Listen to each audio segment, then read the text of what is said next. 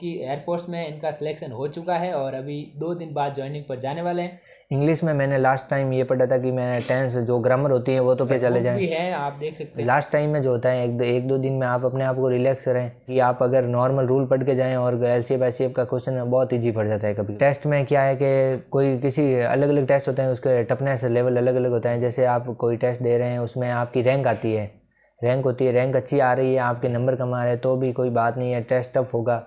बाकी लगातार एक एवरेज स्कोर आपका कम ही बन रहा है तो आपको पढ़ने की ज़रूरत है। टेलीग्राम ग्रुप्स में ये होता है कि लास्ट टाइम एग्ज़ाम के टाइम जो 10 दिन रहते हैं उस टाइम जो ग्रुप के लीडर वगैरह होते हैं वो गलत मॉक जारी करते हैं। जैसे खुद ही मॉक क्रिएट करते हैं और वो गलत होते हैं। जैसे जो भी बंदा अगर लास्ट टाइम वो मॉक करके जाता है वो उसको गलत भी होता है, आप करते सही हो लेकिन वो मॉक में गलत किया हुआ होता है वो तो आप वो ऑप्शन वैसा सही दे देते हैं जो ऑप्शन गलत होता है, मिसगाइड करने का काम करते हैं जो। नमस्कार दोस्तों, मैं हूं आपका दोस्त और होस्ट पृथ्वीराज और आप देख रहे हैं पृथ्वीराज ब्लॉग्स। दोस्तों, आज हमारे साथ में है जसवंत सिंह जिनका एयरफोर्स में चयन हो चुका है और आज हमारा वीडियो बनाने का मकसद ये है कि एयरफोर्स का जो अभी एग्ज़ाम आने वाला है 18 जनवरी को एयरफोर्स का एग्ज़ाम प्रस्तावित है। उस एग्ज़ाम को अभी 1 महीने से भी कम टाइम, यानी कि मैं बात करूँ कुल मिला के तो 20 दिन से समथिंग टाइम बचा है। तो इतने कम समय में किस प्रकार है जो तैयारी की जाए, आप सभी अभ्यर्थी है जो कहीं ना कहीं से खोज रहे होंगे कि भाई कैसे तैयारी करें, क्या पढ़ें अभी इतने कम टाइम में। तो क्या है कि बराबर गाइडेंस नहीं मिल पाती अपने को कि तैयारी कैसे की जाए। तो एक सिलेक्टेड अभ्यर्थी आज हमारे साथ में है जसवंत सिंह। हम अपने साथ में लेके आए हैं जसवंत सिंह को, जो कि एयरफोर्स में इनका सिलेक्शन हो चुका है और अभी 2 दिन बाद ज्वाइनिंग पर जाने वाले हैं। तो आज हम इनसे सारी की सारी जानकारी लेने वाले हैं जो आपके इस 20 दिनों में काफ़ी मददगार साबित होने वाली है दोस्तों। तो सबसे पहले आपका बहुत बहुत स्वागत है हमारे चैनल पर कि आपने अपना कीमती समय निकाला और हमारे साथियों के लिए आप अपना वक्त है जो दे रहे हैं। मैं सबसे पहले ये पूछना चाहूँगा कि भाई अभी जो एग्ज़ाम को 20 दिन लगभग है जो रहे हैं, 18 जनवरी को एग्ज़ाम प्रस्तावित है, ठीक है। तो वो लोग तैयारी कर रहे हैं, पहले से पढ़ रहे हैं, माने कि काफ़ी टाइम से कुछ लोग तैयारी कर रहे हैं कि उन्होंने अभी महीना 2 महीना पहले स्टार्ट की है। तो हम यही बात करेंगे कि आपने पढ़ाई करी और आपका सिलेक्शन हो गया, ठीक है। तो आपकी जो स्ट्रेटेजी थी, जिस प्रकार आप पढ़ते थे, क्या दोस्तों मैं सही कह रहा हूँ ना? मतलब आपने जैसे पढ़ा था आप वो की वो चीज़ है जो बता दीजिए, और कुछ बताने की ज़रूरत नहीं है, ठीक है। तो आप जो इनको फॉलो करोगे तो भाई आपको भी काफ़ी है जो सफलता हासिल हो जाएगी, आराम से मिल जाएगी, क्योंकि ये सफल हुए हैं उसी प्रकार आप भी है जो सफल हो सकते हैं। तो बताइए अभी किस प्रकार पढ़ा जाए इस अंतिम दौर में? अभी एग्ज़ाम को 20 दिन बाकी रहे हैं। अभी तो मतलब जैसे एग्ज़ाम जो नए अभ्यर्थी हैं, फ्रेशर हैं, उनके लिए मैं ये कहना चाहूँगा जिन्होंने कोचिंग ली है या सेल्फ कर रहे हैं वो एक बार सिलेबस कंप्लीट कर लिया होगा उन्होंने, उसको एक दो बार अब रिपीट कर लीजिए 20 दिन में। और जो भी मॉक लगा रहे हैं, अगर मॉक लगाइए, ज़्यादा से ज़्यादा मॉक लगाइए। सिलेबस अगर एक बार भी कंप्लीट है तो फ्रेशर्स हैं जो, और जिनके सिलेबस कंप्लीट नहीं है वो सिलेबस को रिपीट करते रहें। बाकी कुछ जो ऑफलाइन मॉक होते हैं उन पर जो क्वेश्चन आते हैं जीके वगैरह के, उससे उनको नोट डाउन कीजिए और करंट वगैरह पढ़ के जाइए। और बाकी जो पुराने अभ्यर्थी हैं वो ज़्यादा से ज़्यादा मॉक लगाएं, क्योंकि उनका सिलेबस तो पूरा का पूरा कंप्लीट है वो पहले से ही। और ज़्यादा से ज़्यादा मॉक लगाने से क्या टाइमिंग कम आएंगी और एग्ज़ाम के टाइम जो प्रेशर कम होगा, एग्ज़ाम हॉल का प्रेशर वो हैंडल कर पाएंगे। अब की बार जैसे एयरफोर्स के एग्ज़ाम में नॉर्मलाइजेशन को शामिल किए गए, इसका काफ़ी अभ्यर्थियों पर ऐसे मतलब चिंता बनी हुई है कि हमारे एग्ज़ाम में हमारे नंबर कम हो जाएंगे या उसके ज़्यादा हो जाएंगे यार। अच्छा, आपने बताया नॉर्मलाइजेशन को इस बार है जो शामिल कर दिया है। हाँ, क्या मतलब ये नॉर्मलाइजेशन क्या है, एक बार बताइए।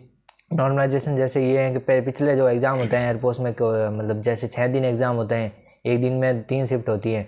तो कोई दिन की ऐसी शिफ्ट होती है जो हार्ड पड़ जाता है पेपर। अच्छा। पेपर टफ हो जाता है कि जैसे किसी की इंग्लिश टफ हो गई, जैसे एक्स ग्रुप में फिजिक्स टफ हो गई, ऐसे हो जाता है।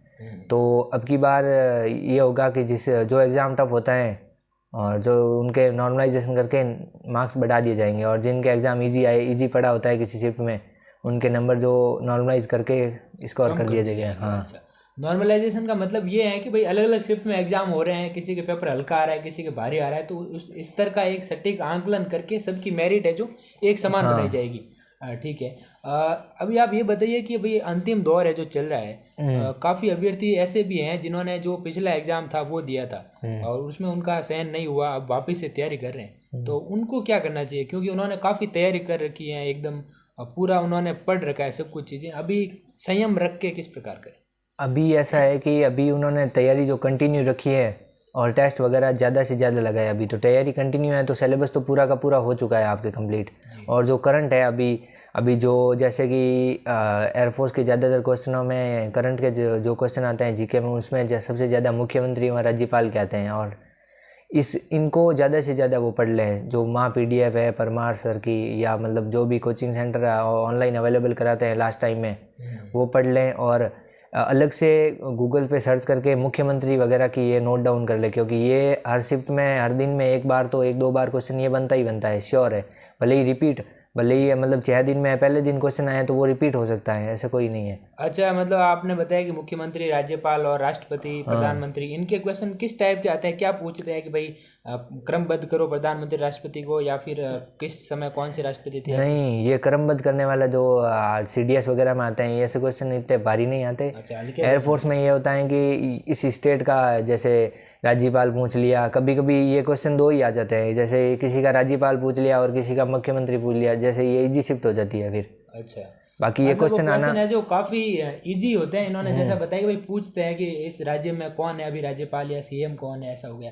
पर अब भारत के अंदर इतने राज्य हैं, तो आपको मतलब एक बार सब पूरा पता कर लेना चाहिए जो करंट में है वो। बिल्कुल, आप जाते समय क्या 10 दिन पहले, या जो अगर 1-2 दिन का सफ़र होता है, जैसे एग्ज़ाम सेंटर बाहर हो राजस्थान से, स्टेट से, तो आप लास्ट टाइम में वो याद करके चले जाएं तो फ़ायदे में रहेगा, क्योंकि ये क्वेश्चन जो होते हैं वो इम्पोर्टेंट होते हैं और एग्ज़ाम में रिपीट होते हैं। अच्छा, सबसे ज़्यादा डरावना विषय विद्यार्थियों को लगता है इंग्लिश। और तो इंग्लिश के अंदर लास्ट टाइम में आपने क्या कुछ पढ़ा था? इंग्लिश में मैंने लास्ट टाइम ये पढ़ा था कि मैं टेंस जो ग्रामर होती है वो तो पहले कंप्लीट हो जाती है। ग्रामर के रूल तो आप जैसे मॉक टेस्ट वगैरह लगाते हो, आपके रूल तो परफेक्ट हो जाते हैं। फिर जो बचती है वोकब वो लास्ट टाइम में ज़्यादा से ज़्यादा पढ़ना चाहिए, क्योंकि वो लास्ट टाइम वाली वोकब याद भी रहती है और पहले पढ़ी हुई है तो वो एकदम कंठस्थ हो जाती है, तो आप अच्छा से अच्छा प्रदर्शन कर सकते हैं। लेकिन जब आप पुरानी कुछ पढ़ी नहीं है और लास्ट टाइम पढ़ रहे हैं तो फिर वो हड़बड़ाहट में आप इजी पढ़ेगी वोकब तो आप गलत कर सकते हो। अच्छा, वोकेबलरी तैयार करें, और ये पढ़ने के लिए कोई बुक वगैरह फॉलो करनी है या कैसे? आप मतलब KD कैंपस की ये बुक आती है, इसमें से पढ़ सकते हैं आप, इसकी वोकैब पूरी पढ़ के चले जाएं। भी है, आप देख सकते हैं KD पब्लिकेशन की इंग्लिश की बुक, अच्छी बुक है क्या ये इसकी वोकैब वगैरह अच्छी है, बहुत अच्छी है। भाई फ्री प्रमोशन कर रहे हैं, ठीक है, अच्छी बुक है, इसलिए विद्यार्थियों को बताना जरूरी है। जो अच्छी चीज़ें हैं, जो बढ़िया कोचिंग है, कुछ भी है, वो सब कुछ है जो हम बताएंगे निस्वार्थ भाव से, कि भाई विद्यार्थियों का जो तैयारी करते हैं उनका ज़्यादा से ज़्यादा फायदा हो चुका है। एक बात अपन ये करते हैं कि जो पुराने अभ्यर्थी हैं, काफ़ी टाइम से जो तैयारी कर रहे हैं, उनको इंग्लिश में अभी इन 20 दिनों में क्या पढ़ना चाहिए? उनके वोकैब वगैरह पहले करी हुई होगी, तो आप ये करें कि ज़्यादा से ज़्यादा वोकैब जो ऑनलाइन होते हैं हिंदू एडिटोरियल से, ज़्यादा से जो कठिन शब्द होते हैं, जो रिपीटेड होते हैं, उनको सर्च करके उनके सिनोनिम्स वगैरह निकाल करके वो सब पढ़ के जाएं। और लास्ट टाइम में जो क्या होता है, कोचिंग सेंटर या ऑनलाइन आप जो होते हैं एनिमल्स के साउंड वगैरह, एनिमल्स के रहने के स्थान, ये वगैरह आप नोट या याद कर नहीं कर पाते, ये भी क्वेश्चन बन जाते हैं और आप इसमें भी गलत कर देते हैं। ये भी लास्ट टाइम में जो जाते समय 1-2 दिन पहले ये भी क्वेश्चन जो होते हैं इनको भी पढ़ के जाएं, ताकि आपका इंग्लिश में अच्छा स्कोर हो। अच्छा, बिल्कुल। और काफ़ी बंदे ऐसे भी हैं जो बिल्कुल नए नए हैं, फ्रेशर है, यानी पहली बार दे रहे हैं एयरपोर्ट्स का एग्जाम, ठीक है, और ज़्यादा जो तैयारी भी नहीं करी, महीना 2 महीना से पढ़ रहे हैं, या फिर जब फॉर्म भरा था उसके बाद में पढ़ना स्टार्ट किया, और उनको लगता है कभी भी यार मेरी तैयारी अच्छी नहीं है, खास तैयारी है जो हो नहीं पाई है, और कहीं ना कहीं अंदर डर है, ठीक है, उनको अभी इस टाइम में क्या करना चाहिए ताकि वो भी अच्छा जगह पर पहुंच सके? अभी ये है कि 1-2 महीने आपने अच्छे से पढ़ाई किया तो भी मतलब आप कंपटीशन में हासिल हो, मतलब कंपटीशन में शामिल हो, और आप अच्छा से अच्छा स्कोर कर सकते हो, एग्ज़ाम भी क्वालिफाई कर सकते हो। अच्छा। अगर अच्छी पढ़ाई की है 2 महीने, बाकी 2 महीने में ऐसे ही आपने दिन निकाले हैं तो आपका 20 दिन में कुछ होने वाला है नहीं।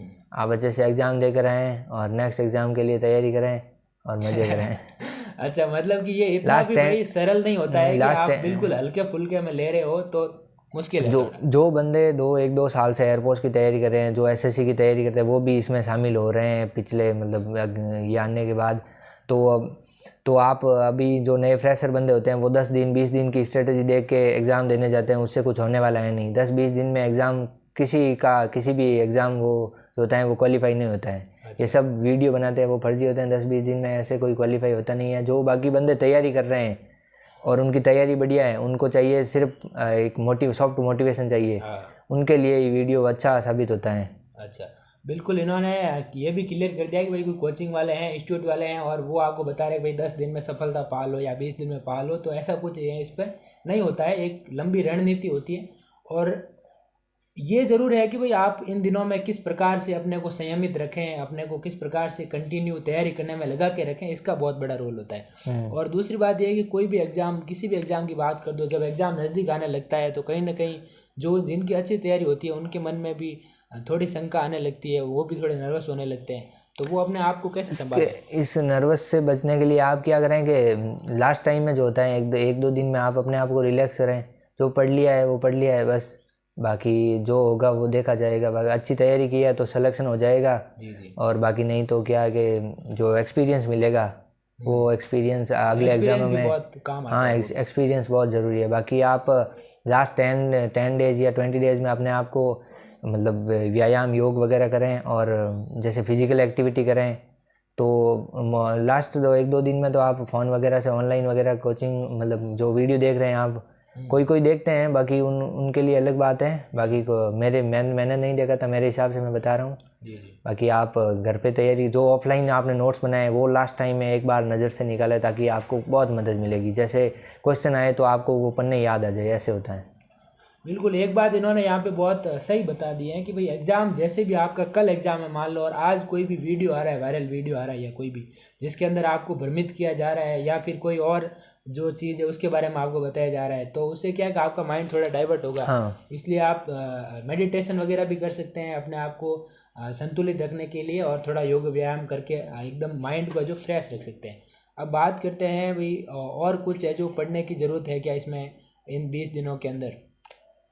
20 दिनों में ये है कि आप मैथ्स अगर पढ़ रहे हैं, मैथ्स आपकी कमज़ोर है, तो आप अगर मैथ्स में जो भी है जैसे इंपॉर्टेंट टॉपिक है जैसे LCM HCF और profit and loss, average, percentage और time and distance, time and work, ये 5-7 टॉपिक है जो इम्पोर्टेंट है। इनके रूल वगैरह पढ़ के जाएं ताकि इजी क्वेश्चन आए तो आप कर पाएँ। बाकी कभी कभी क्या होता है कि कभी क्वेश्चन इसके टफ आते हैं और आप वैसे ही टफनेस का सोच के पढ़ के ही नहीं जाते। बाकी आप अगर नॉर्मल रूल पढ़ के जाएं और LCM HCF का क्वेश्चन बहुत ईजी पड़ जाता है कभी कभी किसी एग्जाम में। अच्छा, बिल्कुल। और काफ़ी लोग हैं जो अभी टेस्ट सीरीज देते हैं, लगभग हर स्टूडेंट तैयारी करता है, टेस्ट सीरीज देता है वो। और अभी कुछ स्टूडेंट है जिनके तैयारी बहुत बढ़िया कर रखी है, फिर भी टेस्ट सीरीज का क्या है, लेवल अलग अलग होते हैं। टेस्ट देते हैं और टेस्ट में नंबर कम आ रहे हैं, तो उससे वो क्या थोड़े डीमोटिवेट हो रहे हैं। तो वो किस प्रकार है जो अपने को मोटिवेट रखे? आप ऐसे रखें कि अगर टेस्ट दे रहे हैं, कोई टेस्ट दे रहे हैं, तो आप जैसे टेस्ट में क्या है कि कोई किसी अलग अलग टेस्ट होते हैं, उसके टफनेस लेवल अलग अलग होता है। जैसे आप कोई टेस्ट दे रहे हैं उसमें आपकी रैंक आती है, रैंक होती है, रैंक अच्छी आ रही है, आपके नंबर कम आ रहे हैं तो भी कोई बात नहीं है, टेस्ट टफ होगा। बाकी लगातार एक एवरेज स्कोर आपका कम ही बन रहा है तो आपको पढ़ने की ज़रूरत है। अच्छा, जैसे आप 10 टेस्ट लगा दिए, 10 में 25 से 30 के बीच में नंबर आ रहे हैं, तो आपको कहीं ना कहीं तैयारी में थोड़ी चूक है। वापस थोड़े टॉपिक वगैरह देख के वापस तैयारी करें और जो फैक्टर है जो आपके नंबर कम ला रहे हैं उन फैक्टर को नोट करके अलग से उनकी तैयारी करें, जैसे कि कहाँ गलतियाँ रह रही हैं आपसे। अच्छा, अपनी गलतियों को ढूंढना है और उनको सुधारने की जो कोशिश करनी है। बाकी अगर एक आध टेस्ट में कम नंबर आते हैं तो ज़्यादा उससे कुछ नहीं है, उससे कुछ नहीं। 50 कब मेरे भी एक बार 50 में से 22 एक नंबर आए थे, तो मतलब टेंशन तो होती है कि इतने कम नंबर कैसे आए थे इतनी तैयारी करने के बावजूद भी। फिर आप मतलब इसको तैयारी एक दिन टेस्ट मत लगाएं और उसको तैयारी को देख के वापस एकदम तैयारी करके कम बैक करें एक तगड़ा सा रैंक लाकर, बिल्कुल ये करें। तो अभी काफ़ी स्टूडेंट है जो टेस्ट दे रहे हैं, तो एग्ज़ाम को कितने दिन रह जाए तब टेस्ट देना बंद कर देना है, टेस्ट नहीं देना है? ये है कि आप एग्ज़ाम के 1-2 दिन, जैसे एग्ज़ाम के अलग अलग शिफ्ट में होते हैं, उनके अगर 2 दिन पहले अगर आप टेस्ट देना बंद कर दें तो ठीक है। बाकी ये होता है कि अगर टेस्ट अच्छा चला जाए तो ये मोटिवेशन ही है, अगर टेस्ट कम मतलब टेस्ट में नंबर कम आ जाए तो आप डिसअपॉइंट हो जाते हो और एग्ज़ाम हॉल का मतलब ऐसे टेंशन हो जाती है कि इसमें भी कम आ जाए तो फिर क्या करूँगा, ये हो सकता है। बाकी 1-2 दिन पहले आप टेस्ट मत लगाएं। 2 दिन पहले अगर एक टेस्ट लगाया जिसमें नंबर ज़्यादा है उसके बाद आप टेस्ट मत लगाएं। स्टडी मटेरियल की बात करें तो अंतिम समय में स्टडी मटेरियल है जो वही रखना है जो वो पहले से पढ़ रहे हैं, या फिर कुछ और नया भी पढ़ना चाहिए? ये स्टडी मटेरियल की बात ये है कि आपने जो भी पढ़ा है, जो भी किताब पढ़ी है उसको ही फॉलो करें। बाकी अन्य किताबों को, जैसे आपने इंग्लिश के लिए कोई लूसेंट पढ़ रहा है, अगर लूसेंट उसने पढ़ लिया है तो आप वोकेब के लिए केडी पब्लिकेशन की पढ़ सकते हैं। बाकी लूसेंट के ग्रामर के जो रूल हैं वो डिफरेंट टाइप में, और केडी के जो ग्रामर के रूल है वो डिफरेंट है। अगर दोनों को आप दोनों एक को पढ़ने के बाद एक को ये और एक फिर और कोई पुस्तक पढ़नी चाहोगे तो फिर ये आपके एग्ज़ाम के लिए बहुत ठीक नहीं होगा। एक बात ये है कि एक ही बुक एक ही बुक पकड़ के रखें और जो भी नोट्स बनाए वो ही पढ़े एग्ज़ाम के टाइम। वो अभी एग्जाम जैसे जैसे नज़दीक आता है, कोई भी एग्जाम हो भले, मैं एयरफोर्स में भी यही होता है कि एग्जाम जैसे नज़दीक आ रहा है तो व्हाट्सएप एक्टिव हो जाता है, व्हाट्सएप ग्रुप है वो एक्टिव हो जाता है, और उसके अंदर डेली के पीडीएफ और फोटो वगैरह के ये भी पढ़ लो, ये भी पढ़ लो, ऐसे कर करके अपनी जो लिस्ट है वो बहुत लंबी हो जाती है। और एक स्टूडेंट उन सबको जो पढ़ नहीं पाता है तो उसको ऐसा भी लगता है कि भाई यार इतना सारा मटेरियल है, मैंने तो पढ़ा ही नहीं, ये सब नया नया मटेरियल होता है, अब पढ़ने के लिए टाइम भी नहीं है, तो उस टाइम पे कैसे क्या करना है? आपके साथ भी हुआ होगा ऐसा? हाँ, कि ये मतलब आपको जो अच्छा लगता है, जो शॉर्ट होता है और जिसमें जानकारी ज़्यादा होती है वो तो आप पढ़ लें, जो भी पीडीएफ आती हैं। अगर बाकी कोई टेलीग्राम ग्रुप्स में ये होता है कि लास्ट टाइम एग्ज़ाम के टाइम जो 10 दिन रहते हैं उस टाइम जो ग्रुप के लीडर वगैरह होते हैं वो गलत मॉक जारी करते हैं, जैसे खुद ही मॉक क्रिएट करते हैं और वो गलत होते हैं। जैसे जो भी बंदा अगर लास्ट टाइम वो मॉक करके जाता है वो उसको गलत भी होता है, आप करते सही हो लेकिन वो मॉक में गलत किया हुआ होता है, तो आप वो ऑप्शन वैसा सही दे देते हैं जो ऑप्शन गलत होता है, मिसगाइड करने का काम करते हैं। जो दिमाग लास्ट टाइम स्टूडेंट के दिमाग में ये रहता है कि वो सही होगा, तो वो अगर लास्ट टाइम में भ्रमित करने का काम ये होता है टेलीग्राम वगैरह पे। तो लास्ट टाइम जो मॉक चलते हैं, ऑनलाइन मॉक चलते हैं, वो उनको छोड़ के चले आप। अच्छा, ये बहुत ही मतलब एकदम जानकारी मुझे बहुत अच्छी लगी भाई कि ये जो कुछ टेलीग्राम वगैरह ग्रुप चलते हैं और वहाँ पे जो टेस्ट सीरीज वो ऐसे आते हैं मॉक, उन्हें वो गलत ऑप्शन दे दिया तो फिर क्या अपना दिमाग कहीं ना कहीं, अगर आपको सही उत्तर पता भी है तो भी एक शंका आ जाती है अंदर के यार ये है या ये है। तो आपको जो भी टेस्ट सीरीज देनी है वो एक वैलिड कोई कोचिंग संस्थान है जिस पे आप भरोसा करते हो, जिसको आप जानते हो अच्छी तरह से, उन्हीं का आप जो टेस्ट वगैरह फॉलो करना चाहिए, जहाँ तक मेरा मानना है। और आप क्या कुछ कहना चाहते हैं तैयारी को लेकर? तैयारी को लेकर अभी जो दिन बचे हैं उनमें आप अभी 10 दिन 15 दिन जो भी हार्ड वर्क कीजिए। अभी तो जैसे पूरे दिन 15-17 घंटे दे के अगर सिलेक्शन लेना है तो ज़्यादा से ज़्यादा तैयारी करें। ज़्यादा से ज़्यादा रिपीट करें। अगर सिलेबस आपने 5 बार रिपीट कर दिया तो 10 बार करने को टारगेट में रखें सब चीज़ें, कि कल ये करना है, मैथ्स कंप्लीट करनी है, रीजनिंग कंप्लीट करनी है, सबको बराबर लेके चलें। बाकी आप मतलब ये इंग्लिश को ज़्यादा महत्व देते हो और बाकी जीके को वगैरह महत्व नहीं देते तो आपके ये सिलेक्शन में क्या है कि अच्छे नंबर आए नहीं आए तो फाइनल मेरिट में सिलेक्शन होने के कम चांसेस रहते हैं। अच्छा, सब जो भी सब्जेक्ट हैं सारे सब्जेक्ट को एक साथ लेके चलना है, सबको बराबर पढ़ना है। अब आगे की बात करते हैं एग्ज़ाम को लेके। एग्ज़ाम सेंटर पर जब विद्यार्थी जाता है, एग्ज़ाम देने के लिए जाना है, एग्ज़ाम से एक दिन पहले क्या करना है, किस प्रकार की तैयारी करनी है? आप ये करके कि बैग लेके जाएं, उसमें जो है जैसे आधार कार्ड वगैरह में कोई मिस्टेक है तो आप 10th की मार्कशीट जो होती है वो भी साथ में लेके जाएं। बाकी जिनके जो एयरफोर्स के फॉर्म भरे हैं उनकी जानकारी और आधार की जानकारी मैच हो रही है तो वो आधार कार्ड लेके जाएं और एक दो फ़ोटो लेके जाएं जो आपने पार्टी वाले खिंचवाए थे, वो फ़ोटो लेके जाएं। बाकी कोई पेन वगैरह एक पेन लेके चले जाएं। अच्छा, पेन वगैरह लेके जाएं। जो भी आपका ज़रूरत का सामान है वो सब है जो आपको साथ में ले लेना है। फिर एग्ज़ाम सेंटर पे जाएं तो एग्ज़ाम सेंटर कभी थोड़ा दूर आ जाता है ना, उन लोगों के लिए सेम डे जाना सही रहता है एक दिन पहले? आप एक दिन पहले जाओ। जैसे कि अभी जो एग्ज़ाम होते हैं वो अदर सिटीज़ में आते हैं तो अदर सिटीज़ में आप ट्रेन या बस जो भी ट्रांसपोर्ट होते हैं उससे आप एक दिन पहले या आपको जितने ठीक लगता है 2-3 घंटे वहाँ पहुँचना पहले तो ठीक रहेगा। सबसे अहम मुद्दा ये होता है कि एग्ज़ाम सेंटर पर जाना और वहाँ पर एंट्रेंस लेना और पेपर अपने सामने आता है स्क्रीन पे, उससे पहले के 5-10 मिनट जो है उस टाइम बहुत हड़बड़ाहट होती है अंदर, बहुत मतलब घबराहट होती है। उसको कैसे मैनेज करना है, एंट्री करना और अंदर सीट तक बैठ के पेपर खुलने तक का जो सफ़र है वो आप एक बार बता दीजिए पूरा। उस समय ये होता है कि आपको देख ये हड़बड़ी होते हैं कि एग्ज़ाम कैसा जाएगा, अभी कैसे करूँगा, क्वेश्चन कैसे आएंगे, वो वाले क्वेश्चन आएंगे जो हमने पढ़े थे या वो उससे अलग आ जाएंगे। पुरानी शिफ्ट जो होती है बंदे वापस आकर जो अपना रिव्यू देते हैं उसका आपके दिमाग पे प्रभाव पड़ता है। जैसे मेरे उसके आउट ऑफ सिलेबस आ गया, आप इसे दिमाग में ले लेते हो और वहाँ इसकी चार्ट में रहते हो, आप गलत क्वेश्चन भी करके आ जाते हो जो आपको सही पता है सही है ये क्वेश्चन, फिर भी आपको वो माउस होता है जो हिल के दूसरे क्वेश्चन पे चला जाता है, आप दूसरे क्वेश्चन पे टिक कर देते हो और फिर आगे चले जाते हो और ज़्यादा क्वेश्चन कर लेते हो। कभी कभी क्या है कि रीजनिंग में आपको टाइम चला जाता है और आपके 10 क्वेश्चन होते हैं, ये होता है।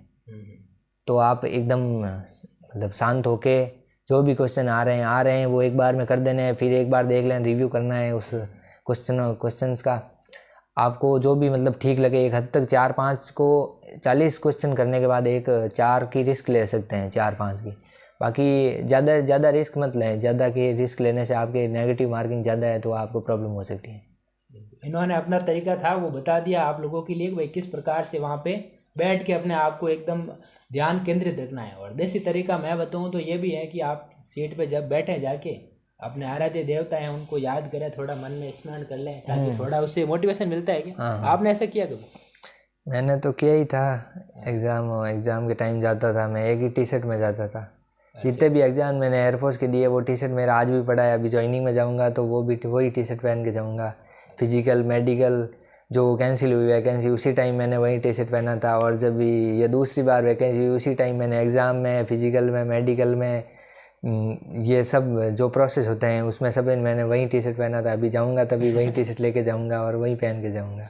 मतलब आपका एक ही टी शर्ट है? हाँ। उससे आपने जो इनका एक वैकेंसी पहले आई थी 2020 में आई थी जो, और वो रद्द हो गई थी। ये अभी नई योजना लगी उसके बाद उस एग्ज़ाम के बाद मैं वही पहना था। उसके एग्ज़ाम के बाद मैंने जो भी एग्ज़ाम दिए हैं उसमें वो नहीं पहना था। जो भी एग्ज़ाम दिए हैं जैसे भी CDS, FCAT और MTS, SSC का, CHSL सभी में मैंने वही टी शर्ट पहन के गया हूँ 1-2 घंटे। वो टी शर्ट पहने सब एग्जाम दिए हुए? हाँ, मेरे दिमाग में ये होता है, किसी का होता है, ये नहीं मेरा टी शर्ट कोई पहन के जाए तो उसके एग्ज़ाम अच्छा नहीं, मेरा खुद का ये कॉन्फिडेंस लेवल हो जाता है वो टी शर्ट पहनने से, तो मैं वो पहन के जाता हूँ। तो अभी आप ज्वाइनिंग में भी वो टी शर्ट पहन के जाओगे? हाँ, ज्वाइनिंग के टाइम में वही टी शर्ट पहन। टी शर्ट अभी तक फटा नहीं है?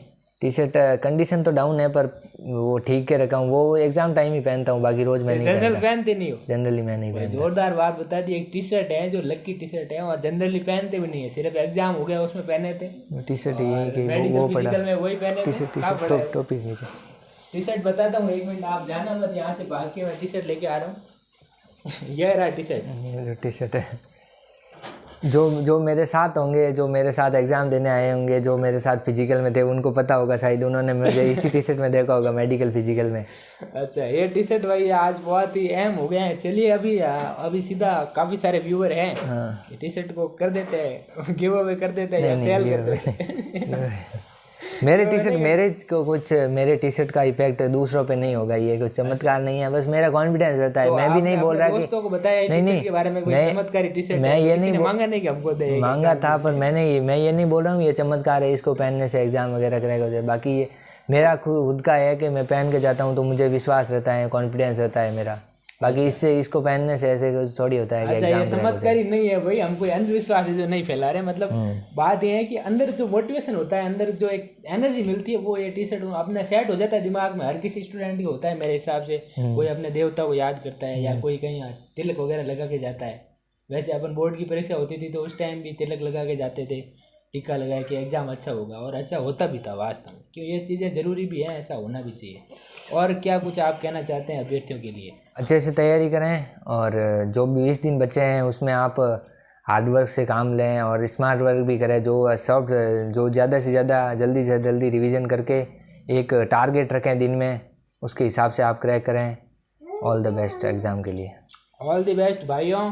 आई होप आपको ये वीडियो काफ़ी पसंद आया होगा, काफ़ी आपके लिए ये है जो अपने एग्ज़ाम की तैयारी जो अंतिम दौर में है उसको धार देने के लिए आपके मददगार साबित होगा, यही मैं आशा करता हूँ। और आप हमारे चैनल को भी दबा के जो सब्सक्राइब कर दीजिए। इस वीडियो को आपके जितने भी दोस्त तैयारी करते हैं, जितने भी आपके व्हाट्सएप टेलीग्राम ग्रुप हैं एयरफोर्स के, उसके अंदर शेयर कर देना है आपको दबा के, मिलते हैं एक और नए वीडियो के साथ में, जिसमें भी आपको बताएंगे आपके काम आने वाली महत्वपूर्ण जानकारियाँ। तब तक के लिए जय हिंद, जय भारत, वंदे मातरम।